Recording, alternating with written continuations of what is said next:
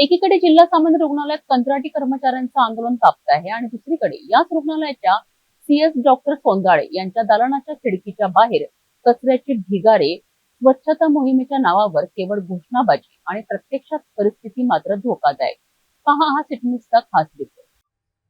अमरावतीच्या जिल्हा सामान्य रुग्णालयात जिथे आरोग्यदायी वातावरण अपेक्षित असतं, तिथेच आज आपल्याला दिसत आहे सुक्या कचऱ्याचे साम्राज्य. CS डॉक्टर दिलीप सोंदाळे यांच्या चकचकीत दालनाच्या खिडकी उघडल्या की दिसतो सुक्या वाळलेल्या पानांचा आणि प्लास्टिकचा मोठा ढीग. चारही बाजूंनी हा कचरा इतक्या प्रमाणात आहे की उन्हाच्या वाढत्या तापमानात आगीचा मोठा धोका निर्माण झाला आहे.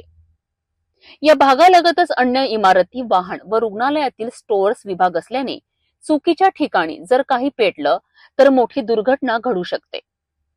सिटी न्यूज प्रतिनिधी अजय शृंगारे यांनी यापूर्वीही जिल्हा परिषद कार्यालयाजवळील कचऱ्याचे ढिगारे उघडकीस आणले होते, परंतु आता पुन्हा एकदा सीएसच्या दालनाजवळच ही अस्वच्छता समोर आली आहे.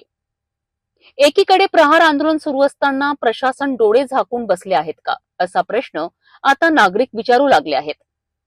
स्वच्छता मोहिमेची हवा फुगवणाऱ्या आरोग्य विभागालाच स्वतःच दालन स्वच्छ ठेवता येत नसेल तर ही दुःखद विडंबनात्मक स्थिती नाही का?